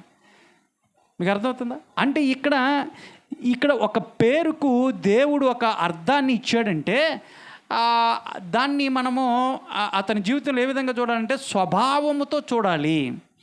ఇక్కడ షంగరు అన్నటి మాటకి కత్తి అని అంటే ఈయన దేవుని చేతిలో ఒక కత్తిలాగా వాడబడ్డాడు అని అర్థం అన్నమాట.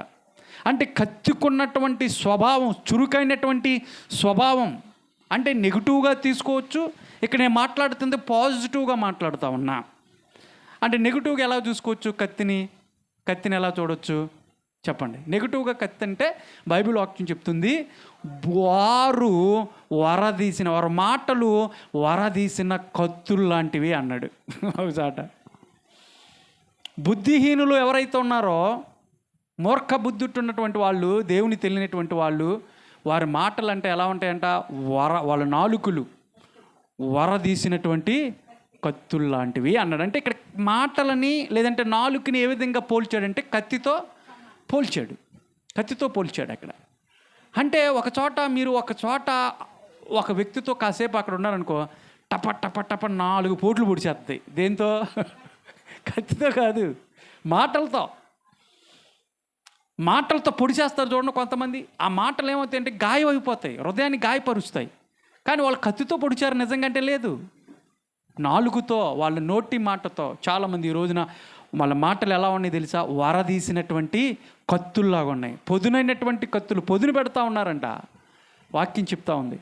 ఇక్కడ కత్తి ఇక్కడ నెగిటివ్గా మనం ఆలోచించగలిగితే చాలామంది నాలుకలు కత్తులు లాంటివే చాలామంది జీవితాలను గాయపరుస్తూ ఉన్నాయి. అసూయ చేత కొంతమంది మాటలు చూడండి, చాలా అసూయతో కూడినటువంటి మాటలు, చుప్పనాతనంతో కూడినటువంటి మాటలు, ఇతరులను గాయపరిచేటువంటి, వాళ్ళు గాయపరచబడుతున్నారు అని తెలుసు కూడా మాట్లాడుతూ ఉంటారు చూడండి కొంతమంది మాటలు. విపరీతమైనటువంటి మాటలు, ఇష్టానుసారంగా మాట్లాడుతూ ఉంటారు. నోరు ఉంది కదా అని విరుచుకు పడిపోతూ ఉంటారు ఇష్టానుసారంగా. చెడ్డ మాటలు, ఇబ్బందికరమైనటువంటి మాటలు, నిందకరమైనటువంటి మాటలు, అవమానకరమైనటువంటి మాటలు, హేళనకరమైనటువంటి మాటలు, ఇవన్నీ మాటల నాలుక ద్వారానే వాళ్ళు కత్తులాగా విరుచుకు పడిపోతూ ఉంటారు. అందుకనే దేవుడు ఇక్కడ వాళ్ళ మాటలను, వాళ్ళ నాలుకను దేంతో పోల్చాడు? కత్తిలాగా పోల్చాడు. అవునా కదా? అయితే ఇప్పుడు మనం మాట్లాడుకున్నటువంటి కత్తి, ఇది నెగిటివ్గా మనం మాట్లాడుకున్నట్లయితే, పాజిటివ్గా చూసుకున్నట్లయితే వాక్యాన్ని కూడా బైబిల్ గ్రంథంలో కత్తితో పోల్చబడింది. దేని స్తోత్రం చెప్పండి. తిండి ఎబ్రిల్కి రాసినటువంటి పత్రిక 4వ అధ్యాయము 12వ వచనంలో ఉంటుంది చూడండి. 4వ అధ్యాయం 12వ వచనం.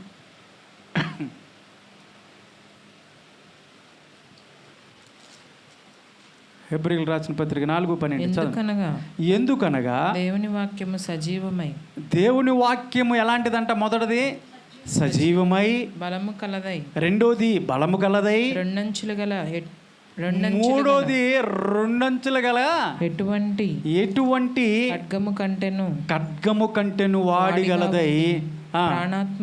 ప్రాణమును ఆత్మను కీళ్లను మూలుగులను విభజించినంత వరకు దూర్చు హృదయం యొక్క తలంపులను ఆలోచనలను శోధించుచున్నది. దేవుని స్తోత్రం కలుగును గాక. ఏంటంట ఇది? ప్రాణం, ఆత్మ, మూలుగా ఇక్కడ వరకు విభజించబడుతూ వెళ్తూ ఉందంట. ఏంటంట అది? ఇక్కడ ఒక కత్తి ఉంది. ఆ కత్తిని దేంతో పోల్చారు? వాక్యము. దేవుని స్తోత్రం కలుగును గాక. వాక్యం అనేటువంటి ఖడ్గం. నేను యూట్యూబ్లో కొన్ని వాక్యాలు నేను అప్లోడ్ చేస్తూ ఉంటాను కదా. ఇప్పుడు మీరు చూస్తున్నట్టు, ఇప్పుడు నేను చెప్తున్నటువంటి వాక్యం మీరు యూట్యూబ్లో చూడొచ్చు. మరలా యూట్యూబ్లో అప్లోడ్ చేస్తాం సాయంత్రం. అర్థమవుతుందా? అలాగా ఉదయకాల సమయంలో ఒక తమ్మునేలు పెట్టి, నేను పోయిన సంవత్సరం తమ్మునేలు ఏం పెట్టానంటే చిన్న చిన్న వాక్యాలు నేను పెట్టాను. దానికి ఏం పెట్టానంటే ఖడ్గం అని పెట్టా. ఏం పెట్టా అంటే కత్తి కదా, ఖడ్గం అని పెట్టి ఆ పైన వాక్యమనే కనిపెట్టా. అంటే వాక్యమనే ఖడ్గం అని పెట్టా. ఆ తర్వాత వాక్యము చూస్తూ ఉన్నప్పుడు ఆ వాక్యం అనేటువంటి ఖడ్గము ఎలాంటిది అని కనుక మనం ఆలోచన చేయగలిగితే అది సజీవమైనదంట. ఎలాంటిది? సజీవమైనది, శక్తి గలది వాక్యం. దేవుని వాక్యం ప్రియులారా, అది సజీవమైనది, మృతమైనటువంటిది కాదు. చాలా గ్రంథాలు ఈ రోజున మృతముగానే ఉన్నాయి. మనుషుల్ని మృతతుల్యమైనటువంటి పరిస్థితుల్లోకి నెట్టేస్తూ ఉంటుంటే బైబిల్ గ్రంథము సజీవమైనది. అంటే ఇందులో ఉన్నటువంటి వాక్యము తరతరాలు మారిన భూమి మీద యేసుప్రభు మరలా వచ్చే వరకు కూడా ఎంతమంది వ్యక్తులు వచ్చి పోతా ఉన్నప్పటికి కూడా ఈ వాక్యము స్థిరముగానే ఉంటుంది. ఈ వాక్యము ప్రతి ఒక్కరితో మాట్లాడుతూనే ఉంటుంది. కారణం ఏంటి తెలుసా? ఇది సజీవమైనటువంటి వాక్యము, శక్తిగల వాక్యము, దేవుని యొక్క వాక్యం. ఇది జీవము కలిగినటువంటి వాక్యము, మృతమైనటువంటి వాక్యం కాదు. ఇది మృతమైనటువంటి వాక్యం కాదు. చాలామంది గ్రంథాలు, చాలా గ్రంథాలు ఉన్నాయి. చాలామంది ఏం చేస్తారు తెలుసా? ప్రశ్నించటానికి ముందుకు రారు. చూడండి, అరే నువ్వు దేవుణ్ణి ప్రశ్నించేవాడు అయిపోయావరా? దేవుని ప్రశ్నిస్తావరా? చంపలేసుకోరా అనటం వల్ల ఈ రోజున ఐఏఎస్ చదువుతున్నటువంటి పిహెచ్డి చేసినటువంటి వాళ్ళు పెద్ద పెద్ద ఆఫీసర్లు కూడా వాళ్ళు చెప్పారు కాబట్టి చేస్తున్నాం అన్నట్టుగా క్షుణ్ణంగా అందులో ఏముందో అన్నది, లేదంటే ప్రశ్నించడం, ఇదేంటండి ఇలాగుందేంటండి, దీని అర్థం ఏంటి, ఈ విధంగా ఉందేంటి అని వాళ్ళు ఎదురు ప్రశ్నించకూడదంట. ప్రశ్నించలేకపోతూ ఉన్నారు. అంటే అలాంటి జ్ఞానము వాళ్ళకి లేదు, అలాంటి ఆలోచన వాళ్ళకి లేదు. ఎవరో చెప్పారని చెప్పేసి ప్రశ్నించుకోకుండా వాళ్ళు కూడా గుడ్డెద్దెళ్ళి ఏదో చేలోబెడి మేస్తున్నట్టుగా ఒకరిని చూసి ఒకరు వెళ్ళిపోతూ ఉన్నారు. కానీ దాని గురించి తెలుసుకోవాల్సినటువంటి పరిస్థితి ఇదేంటి, దీని అర్థం ఏంటి, ఇలాగుందేంటి, అసలు ఇది మనకు ఎంతవరకు ప్రయోజనకరంగా ఉంది, అరే ఇది మనల్ని నిత్య జీవానికి తీసుకెళ్ళేది కాదలా, అలాగే లేదే అన్నది వాళ్ళు మాట్లాడలేకపోతున్నారు. కారణం ఏంటంటే అరే చంపలేసుకోవాలా, మాట్లాడకూడదు, దేవుని ప్రశ్నించకూడదు అంటం వల్ల ఎవ్వరు కూడా ప్రశ్నించలే. కానీ దేవుని వాక్యం ఎలాంటి తెలుసా, బైబిల్ ఏం చెప్తుంది తెలుసా, నువ్వు ప్రశ్నించు, నన్ను పరిశీలించి నువ్వు తెలుసుకో అంటున్నాడు దేవుడు. దేవుని స్తోత్రం కలుగును గాక. నువ్వు వాక్యాన్ని చదువు, ప్రశ్నలతో కూడినటువంటి ఆ మనసుతో చదువు, నీకు ఖచ్చితంగా నీకు ఆన్సర్ దొరికిద్దే. ప్రశ్నించొద్దని వాక్యం ఎక్కడ చెప్పలా. ప్రశ్నించు, దేవుడు చెప్తా ఉన్నాడు, ప్రశ్నించాలి. ఎందుకు తెలుసా, ఇది సజీవమైనటువంటి వాక్యము. రెండోది ఏంటి తెలుసా, బలమైనటువంటి వాక్యము, శక్తి కలిగినటువంటి వాక్యము, బలమైనటువంటి వాక్యము, రెండంచులు కలిగినటువంటి ఖడ్గం అంట. అంటే పూర్వదినాల్లో రోమా వాళ్ళు పరిపాలించేవాళ్ళు కదా, రోమా సైనికుల దగ్గర కత్తులు ఉన్నాయి. అప్పుడు ఆ కత్తులు ఎలా ఉన్నాయి తెలుసా, రెండు వైపుల పదునున్నటువంటి కత్తులు. అంటే వాక్యం రాసేటప్పుడు వాళ్ళు కత్తులు చూశారు కాబట్టి రెండు వైపుల కత్తి ఉండేది. వాళ్ళ చేతిలో ఉన్నటువంటి కత్తి ఎవరైనా నచ్చపోతే పొడిస్తే చచ్చిపోయేవాళ్ళు, ఎవరు నచ్చపోయినా కసకస పొడిచేసేవాళ్ళు. ఇప్పుడు వాక్యం కూడా ఇక్కడ రాస్తూ అంటాడు, ఇది రెండంచులు గల ఖడ్గం, ఇది రెండు వైపులా ఉంటుంది పొదును. ఒకవైపున సజీవము, రెండవది బలమైనటువంటి ఈ ఖడ్గము ఎక్కడికి వెళ్తా ఉందంట, ప్రాణము, ఆత్మ, ఎక్కడికి తర్వాత సరే చెప్పండి అమ్మా, ప్రాణాత్మ మూలుగు వరకు విభజించుచు. అంటే మానవ శరీరము 3 భాగాల్లో ఉందండి. అంటే మన దేవుడు ఎలాంటి దేవుడు అండి, త్రిత్వమై ఉన్నటువంటి ట్రినిటీ, అవునా? మన దేవుడు త్రిత్వమైనటువంటి దేవుడు. దేవుడు ఒక్కడే తన్ను తాను సాత్కరించుకునేటప్పుడు, ప్రత్యక్షపరుచుకున్నప్పుడు 3 విధాలుగా తండ్రి, కుమార, పరిశుద్ధాత్మ. కానీ దేవుడు ఒక్కడే. మీకు అర్థమవుతుందా? అంటే 3 పార్ట్స్, ట్రైపాడ్ అని పిలుస్తారు. అదేవిధంగా మానవుని కూడా దేవుడు మనిషిని ఏ విధంగా తయారు చేశాడు తెలుసా, 3 భాగాలుగా తయారు చేశాడు. ఒకటేంటి, ప్రాణము, రెండోది ఆత్మ. ఈ రెండింటిని తీసుకొచ్చి ఎక్కడ పెట్టాడు, దేహంలో పెట్టాడు. మీకు అర్థమైందా? దేహంలో పెట్టాడు. అంటే ఒక ఇంటిలో వ్యక్తులు ఏ విధంగా అయితే ఉంటారో, ఇల్లు మొత్తం సీలింగ్తో ఉంటుంది, లోపల మనుషులు ఉంటారు, అంతేగా. అంటే ఈ దేహంలో ప్రాణాన్ని, ఆత్మను తీసుకొచ్చి పెట్టాడు.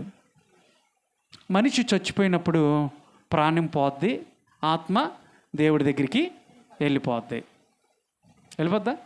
దానికి వెళ్ళిపోద్ది. ఈ దేహం ఇంక ఉన్నది ఎక్కడ, ఈ దేహాన్ని అప్పుడు ఏమంటారు, అప్పుడు వరకు గోపాల్ గారు బాగున్నారండి, లేదంటే ఏమంటే దొరగారు అని వ్యక్తుల్ని గౌరవప్రదంగా పిలిచేటువంటి వాళ్ళు ఒక్కసారి ఆ వ్యక్తి చనిపోగానే మరణం ఆ వ్యక్తికి వచ్చినప్పుడు, మరణం అంటే ఏంటి తెలుసా, సపరేట్ అవటం. అంటే ఆత్మ సపరేట్ అయిపోవటం. దానికి సపరేట్ అయిపోయినప్పుడు అప్పుడు కూడా ఒకవేళ ఆ వ్యక్తి చనిపోయాడు అనుకోండి, ఆ వ్యక్తిని పేరు పెట్టి పిలుస్తారా, లేదంటే బాడీ ఉందండి తీసేశారంటారా? అంతేనా? ఏమంటే బాడీ ఉందా తీసుకెళ్ళిపోయారా అంటారు. కానీ ఏమంటే అక్కడ గోపాల్ గారు ఉన్నారండి అంటారా? అనరు. అయిపోయింది ఇక, ఆయన పేరు అంతా అయిపోయింది. ఇక ఆ బాడీ ఉందండి అంటారు. అట్లా అని చెప్పేసి మా నాన్న గొప్ప పనులు చేశారు, మా నాన్న అంటే నాకు చాలా ఇష్టం, నన్ను బాగా ప్రేమించి నన్ను ఇష్టంగా పెంచాడు, ఆయన ఎన్నో నాకు ఇచ్చాడు అని చెప్పేసి మా డాడీని నేను పోడ్చడానికి ఇష్టపడను, నా దగ్గర ఉంచుకుంటాను అన్నటువంటి వాళ్ళు ఎవరైనా ఉన్నారా? లేరు. ఉంచుకోవడానికి కుదరదు. ఇంకా బాడీని తీసుకెళ్ళి కప్పెట్టాల్సిందే మట్టిలో. మీకు అర్థమవుతుందా? కాబట్టి దేవుని యొక్క వాక్యము సజీవమైనది, బలమైనదే ఉండే, అది రెండంచెలు గల ఎటువంటి వాడి అయిన ఖడ్గము కంటేనూ అది షార్ప్గా ఉండి ఎలా వెళ్తుందంట? ఎలా వెళ్తుంది? ప్రాణ, ఆత్మ, మూలు ఈ 3 విభాగాల్లోకి చొరబడి దూరతా ఉంది. మానవ తలంపులు ఉన్నట్టు ప్రతి ఒక్క ఆలోచన తలంపులను పరిశీలించేటువంటి వాక్యం. దేవుని స్తోత్రం కలుగును గాక. షంగరు అన్నటువంటి మాటకి కత్తి అనంటే ఇక్కడ మనం చూసుకున్నాము, దేవుని వాక్యము కత్తి లాంటిది, పొదునైనది. నీ ఆలోచన ఏంటో, నీ తలంపులేంటో వాక్యం హృదయంలోకి వెళ్ళినప్పుడు పరిశీలించిద్ది. నేను చెప్పినట్లుగా ప్రారంభంలో నువ్వేంటో, అసలు నీ విధానం ఏంటో, నీ పరిస్థితి ఏంటో అని అది తెలుసుకోవాలంటే వాక్యం నీలో ఉండాలా. వాక్యం నీలో ఉండాలి. ఎప్పుడైతే వాక్యం దగ్గరికి వస్తావో నీ పరిస్థితి ఆటోమేటిక్గా తెలిసిపోద్ది. దేని స్తోత్రం కలుగును గాక. హల్లెలూయా. అంటే ఇక్కడ నేను ముగిస్తా ఉన్నాను ఇంకో మాట చెప్పి, షంగరు అన్నటువంటి మాటకి అర్థము ఏమిటి?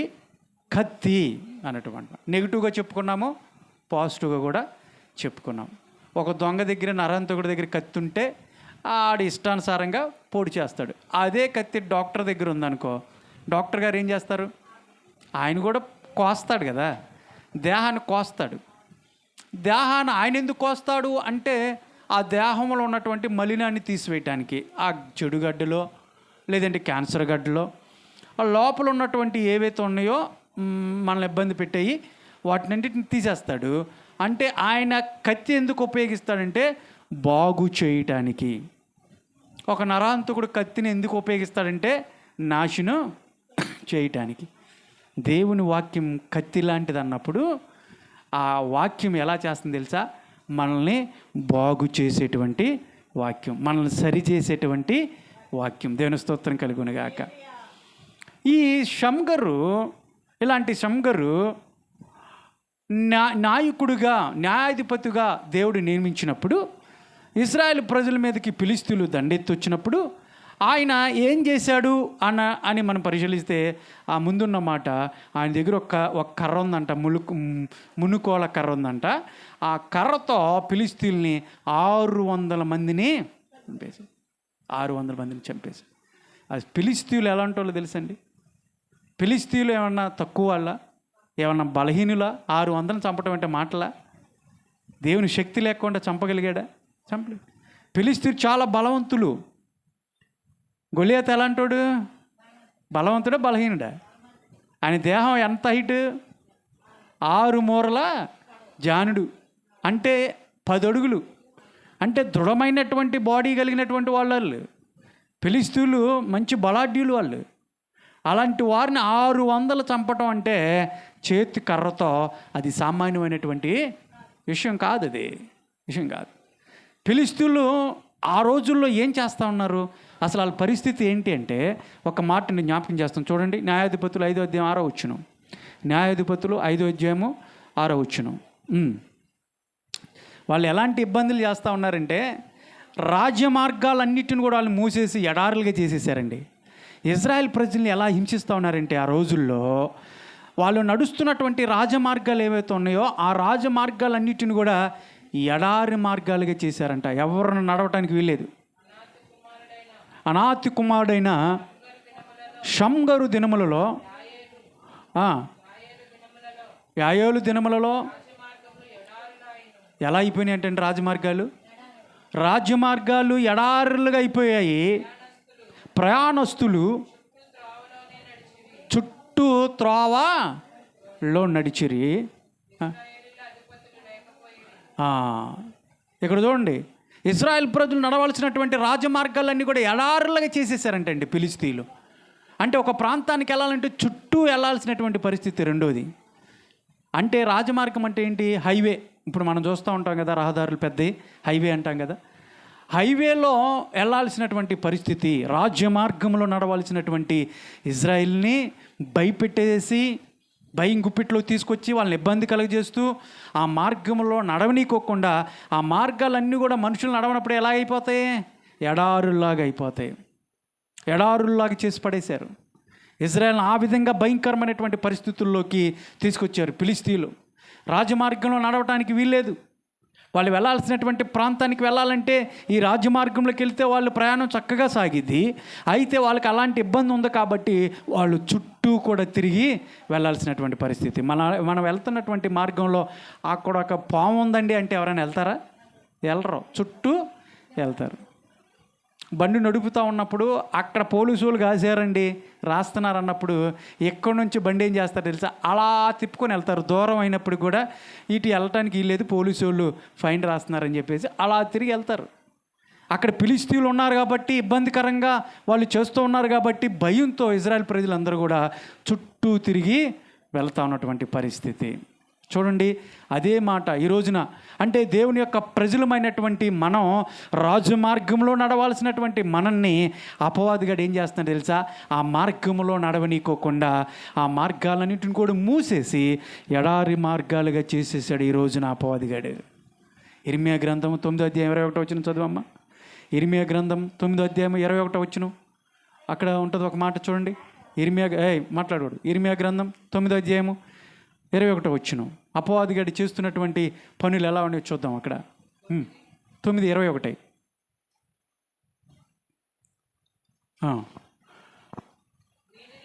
వీధులలో పసి పిల్లలు లేకుండాను, ఇదిగో చూడండి, రాజమార్గములలో యవ్వనులు లేకుండాను, చూడండి ఆ మాటను అండర్లైన్ చేసుకుంటే, వారిని నాశనము చేయుటకై మరణము ఎక్కడికి ఎక్కుతున్నాయి అంటండి? మన కిటికీలు ఎక్కుతూ ఉన్నాయి, మన నగరంలో ప్రవేశించుచున్నది. అంటే రాజ్య మార్గంలో పిల్లలు నడవకోకుండా, మంచి మార్గంలో యవనస్తులు నడవకోకుండా వాళ్ళని నాశనం చేస్తూ అపవాదిగాడు ఏం చేస్తుందో తెలుసా? మరణాన్ని కిటికీలకి ఎక్కిస్తూ ఉన్నాడు. దీని అర్థం ఏంటో తెలుసండి? ఈ రోజున చిన్న చిన్న పిల్లలే ఒక 13, 14, 15 సంవత్సరాలు వచ్చిన రాగానే వాళ్ళు లోక సంబంధమైనటువంటి ఆశల్లోకి వెళ్ళిపోతూ ఉన్నారు, వ్యసనాలకి లోనైపోతూ ఉన్నారు. అంటే ఎప్పుడో పెద్దోళ్ళు చేయాల్సినటువంటి కార్యాలు, చెడ్డ అలవాట్లు ఏవైతున్నాయో ఒక 8, 9, 10 సంవత్సరాలు అంటే తరగతులు చదువుతున్నటువంటి వారికి ఈ రోజున వచ్చేసినాయి. మొన్న మధ్య బెంగళూరులో కొంతమంది అధికారులు చిన్నపిల్లలు 8వ తరగతి హై స్కూల్ పిల్లల యొక్క బ్యాగుల్ని తనిఖీ చేశారంట. అందులో ఏమన్నాయి తెలుసా? గంజాయి ఉందంట. 8వ తరగతి పిల్లలండి, 13 సంవత్సరాలు 14 సంవత్సరాల పిల్లలు. ఏం తెలుసు వాళ్ళకి?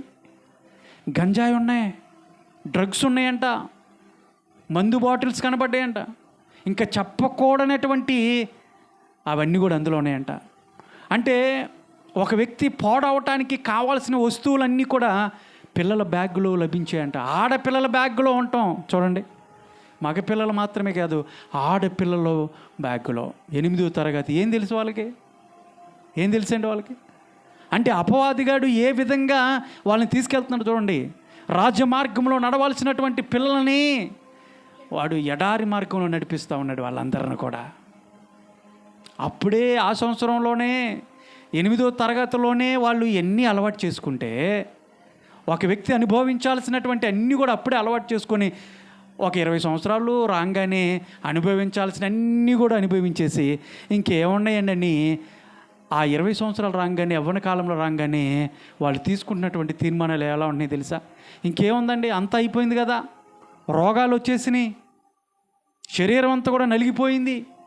ఎందుకంటే ఆ చిన్నప్పుడే వాళ్ళు చేసినటువంటి చెడు మార్గాల్లో నడవటం వల్ల ఒక 20 సంవత్సరాలకి రాగానే వాళ్ళ జీవితం చిన్న భిన్నం అయిపోయి, చితికిపోయి, అనారోగ్య పాలైపోయి, హాస్పిటల్ పాలైపోయి, దండాలు పెడుతూ ఆ రోగం నుంచి బయటపడలేక, చిత్రహింసల్లో అవుతూ, డబ్బులు లేక ఇబ్బంది పడుతూ తమ జీవితాల్ని నాశనం చేసుకున్నటువంటి పరిస్థితి.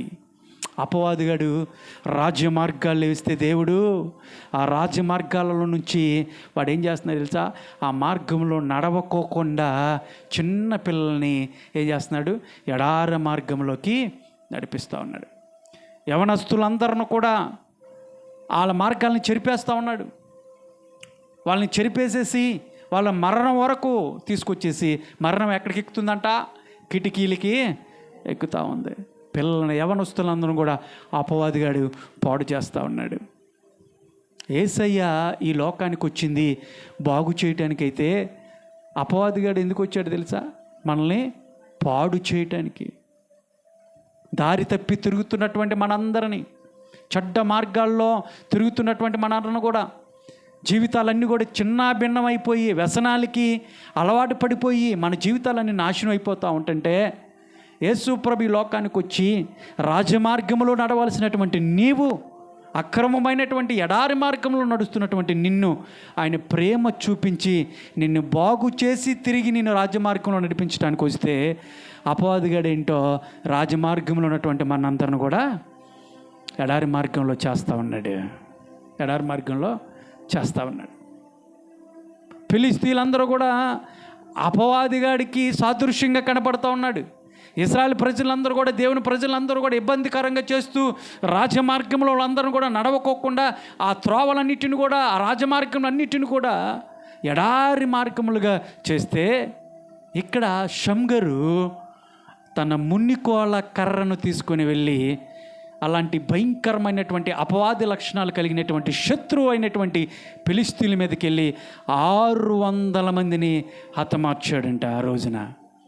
ఇక్కడ ఒక మాట చెప్పిన ప్రియులారా, షమ్గరు అక్కడ జరిగినటువంటి ఆ సంఘటనకి, అక్కడ ఉన్నటువంటి ఆ పరిస్థితికి మనము 600 మంది శత్రువులను చంపినట్లుగా మనం చూస్తున్నప్పుడు, అతడు అక్కడ మన క్రీస్తు ప్రభుకి, యేసయ్యకి సాదృశ్యంగా కనపడుతూ ఉన్నప్పుడు, యేసు ప్రభు కూడా ఈ లోకానికి శత్రువుని జయించలేనటువంటి పరిస్థితుల్లో మనం ఉన్నప్పుడు, శత్రువు మనందరం కూడా తన గుప్పిట్లకు తీసుకొని తన ఇష్టానుసారంగా మన జీవితాలను నాశనం చేస్తూ ఉంటుంటే, శత్రువు మీద జయం లేక, అపవాదిని గెలవలేక మనందరం కూడా నాశనం అయిపోతూ ఉంటుంటే, యేసయ్య ఈ లోకానికి వచ్చి శత్రు తలను ఏం చేశాడు? చితక కొట్టి మనందరికీ గొప్ప జయ జీవితాన్ని ప్రసాదించాడు. గట్టి దేవుని స్తోత్రం చెప్పండి. దేవుని స్తోత్రం కలిగింది కాక. మరి రాజ్య మార్గంలో ఉండాలని ఇష్టపడుతున్నావా? రాజ్య మార్గంలో ఉండాలని ఇష్టపడుతున్నావా? లేదంటే ఎడారి మార్గంలోనే ఉండటానికి ఇష్టపడుతున్నాడా? అపవాదిగాడు ఎడారి మార్గంలోనే నిన్ను నడిపించాలని అని వాడు ఇష్టపడుతూ ఉంటే, యేసయ్య నిన్ను రాజ్య మార్గంలో నడిపించాలని, ఆయన ఎప్పుడు కూడా నిన్ను రాజమార్గంలోనే, మెయిన్ రూట్లోనే నిన్ను నడిపిస్తూ ఆయన నిత్యత్వంలోకి నిన్ను తీసుకురావాలని ఆయన ఇష్టపడుతూ ఉన్నప్పుడు, ప్రియ సహోదరి సహోదరుడా, ఈ వాక్యాన్ని విన్నావు కదా? ఏ మార్గంలో ఉన్నావు? రాజమార్గంలో ఉన్నావా? లేదంటే అపవాదిగాడు వేసినటువంటి ఎడారి మార్గంలో నువ్వు జీవిస్తే ఇదే బాగుందండి, ఈ జీవితమే బాగుందండి అని అలా కొట్టుకెళ్ళిపోతూ ఉన్నావేమో. ఒక రోజున ఇబ్బంది పడతావు, ఒక రోజున ఏడుస్తావు, దుఃఖిస్తావు, నీకు సమయం ఉండదు. అప్పటికి మొత్తం కూడా కొలాప్స్ అయిపోయినటువంటి పరిస్థితుల్లో ఉంటావు. యేసయ్య ఆశ ఏంటో తెలుసా? యేసయ్య యొక్క ఆసక్తి ఏంటో తెలుసా? ఆయన ప్రయాస ఏంటో తెలుసా? ఆయనను రక్షించాలని, నిన్ను బాగు చేయాలని, ఆయన రాజ్య మార్గంలో నేను తిరిగి తీసుకొచ్చి నిన్ను నడిపించాలని. వస్తావా? ప్రభు దగ్గరికి వస్తావా? ప్రార్థన చేసుకుందాం. కళ్ళు మూసుకోండి, కళ్ళు మూసుకొని ప్రార్థన చేసుకుందాం. ఇక్కడ అనాథు అన్నటువంటి మాటకి జవాబు అని అర్థమైతే, మానవ జీవితంలో మనం ఎదుర్కొంటున్నటువంటి ప్రతి ఒక్క ప్రశ్నకి జవాబుగా యేసయ్య కనపడుతున్నాడు అని అర్థం. షమ్గరు అన్నటువంటి మాటకి కత్తి అయితే, దేవుని యొక్క వాక్యమే సజీవము, బలమైనటువంటి వాడిగల, రెండంచులు కలిగినటువంటి వాడిగల ఖడ్గముగా, కత్తిగా కనపడుతూ ఉన్నప్పుడు, ఆ వాక్యము మనలోకి, ప్రాణాత్మ మూలుగుల్లోకి చొరబడి మన అంతరంగంలో ఉన్నటువంటి ప్రతి ఒక్క ఆలోచన విధానాన్ని పరిశీలించేటువంటి వాక్యంగా కనపడుతూ ఉంది. ఇది సజీవమైనటువంటి వాక్యము. వాక్యము కత్తితో పోల్చబడింది. దేవుని చేతిలో మనము బలమైనటువంటి కత్తులుగా ఉండాలా. లోకాన్ని జయించేటువంటి వారుగా, అపవాదిని జయించేటువంటి వారుగా మనం ఉండాలి. అయితే ఈ షమ్గరు చేసినటువంటిది, అపవాదిగాడు ఫిలిష్తీయులు అనేటువంటి వాళ్ళు రాజమార్గాలని ఎడారులుగా చేస్తే, వాళ్ళందరిని కూడా జయించి మరలా తిరిగి ఇజ్రాయెల్ ప్రజల్లో శాంతిని దయచేసి, సమాధానాన్ని దయచేసి, జయాన్ని దయచేసి, మరలా వాళ్ళందరూ కూడా రాజమార్గంలో, హైవేలో వెళ్ళటానికి మరి ఆయన చేసినటువంటి ఆ కార్యం ఏదైతే ఉందో అది యేసయ్య కూడా మన పట్ల జరిగించాడు. ఇది నమ్ముతా ఉన్నావు కదా? దేవుని అడుగుదాం, ప్రభువా నీ రాజ్య మార్గంలో నన్ను నడిపించు. నా జీవితంలో ఎన్నో ప్రశ్నలు, జవాబుని దయచేయి ప్రభువా. మరెన్నో ప్రశ్నలకు జవాబులు లేవు ప్రభా, నీ దగ్గరికి వచ్చా, నాకు జవాబుని దయచేయి. నీ వాక్యం చేత ప్రభు నన్ను స్థిరపరచు. నీ వాక్యం చేత నన్ను ఛేదించు ప్రభువా. నీ వాక్యాన్ని నా హృదయంలో నాటండి తండ్రి. నీ కొరకు బ్రతికే అనుభవాన్ని దయచేయండి. నీ రాజ్య మార్గంలో నడిపించమని ప్రార్థించండి. పరిశుద్ధుడా, ప్రేమ గల దేవా, నీ ఘనమైన పాదములకు వందనాలు. నీ వాక్యం చేత ప్రతి ఒక్కరిని ప్రభా మీరు మాట్లాడినందుకే నీకు వందనాలు. వాక్యాన్ని ప్రభా వాళ్ళ జీవితంలో నిలబెట్టుకొని స్థిరపరచబడి చిగురించి అభివృద్ధిపరచడానికి సహాయం చేయమని, కూడి వచ్చిన ప్రతి ఒక్కరిని కూడా దీవించి ఆశీర్వదించమని యేసు నామములో అడిగి వేడుకొనుచున్నాను తండ్రి. ఆమేన్. పాట పాడుకుందాం. పాటలు పాడుతూ కానుకను